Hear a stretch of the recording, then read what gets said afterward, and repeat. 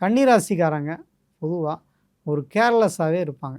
நாளைக்கு பார்த்துக்கலாம், அல்லது என்ன நடந்தாலும் அதை நான் ஃபேஸ் பண்ணுவேன் அப்படின்னு தைரியமாக பேசக்கூடிய அமைப்பு கட்டாயம் உண்டு கன்னிராசிக்காரர்களுக்கு. எல்லா நேரத்துலையும் கை கொடுக்காது. கண்டசனி அடுத்து அஷ்டம சனி வரும். யாரை நம்பி நீங்கள் எந்த காரியம் தொடங்கினாலும் அதில் ஒரு சிக்கல் இருக்க போகுது. அதனால் அந்த சிக்கல் என்னான்னு தெரிஞ்சுக்கிட்டு நீங்கள் யார் கூடயும் பார்ட்னர்ஷிப்புங்கிறது வைங்க. அடுத்ததாக எந்த டாக்குமெண்ட்டும் இல்லாமல் பணம் யாருக்கும் கொடுக்காதீங்க. ரொம்ப எனக்கு நெருங்கினவங்க, நல்லவங்க, அப்படி இப்படின்னு யாரை நீங்கள் கேட்குறீங்களோ பண பரிவர்த்தனைகளால் பாதிப்பு ஏற்படுத்தும். இந்த ஆண்டு கன்னிராசிக்கு சனி பார்க்குது. அப்போ என்னென்னா, உலக அளவில் பண பரிவர்த்தனைகளில் கண்டிப்பாக ஒரு மாற்றம் என்பது நிச்சயம் உண்டு.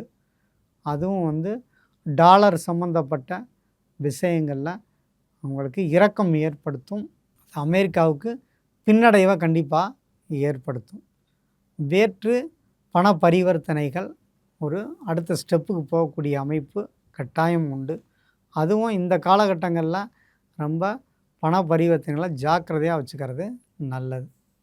மேற்கொண்டு உங்களுக்கு பரிகாரம் அப்படின்னு நீங்கள் எடுத்துக்கிட்டிங்கன்னா, நீங்கள் அந்த எளியவர்களுக்கு தெருக்கடைகளில் உங்களுக்கு பல வியாபாரம், சின்ன சின்ன சிறு வியாபாரிகளுக்கு தராசு வாங்கி கொடுங்க.